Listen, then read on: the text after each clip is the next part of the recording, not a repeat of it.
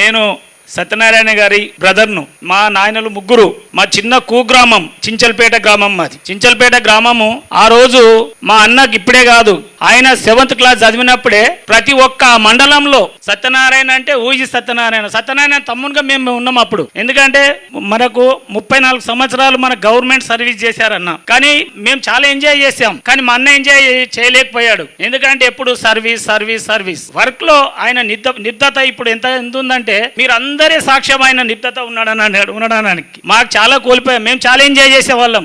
ఎక్కడికి రమ్మన్నా కూడా ఎనీ టైం ఆయన సర్వీస్ మాకు అందుబాటులో ఉండేవాళ్ళు గారు. బికాజ్ ఎందుకంటే ఆయన డ్యూటీస్ ఆయన ఉన్న నిబద్ధతతో ఆ వర్క్ చేశాడు.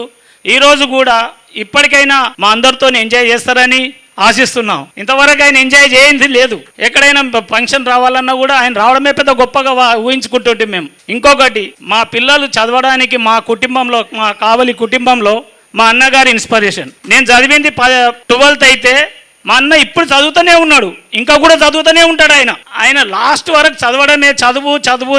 ఆయన చదువుకునేటోళ్ళు చదువుకోలేకపోతే చదువుకున్న వాళ్ళని చూస్తే కోపం ఎక్కువ వస్తుంది. ఎందుకంటే చదువు ఎప్పుడైనా నాలెడ్జ్. ఇంకొకటి, అన్నిటికంటే ముఖ్యంగా ఇంటి వాతావరణం బాగుంటే ఇంట్లో పెద్ద మనిషి బాగుంటున్నట్టు మా వదిన గారికి, ముఖ్యంగా మా పిల్లలందరూ కూడా మా అన్నగారికి ఏ రోజు కూడా ఆయన చేసే పనులు కానీ ఆయన చేసే దాంట్లో కానీ ఈపు తట్టినట్టు మా వదిననే మంచి ఇన్స్పిరేషను.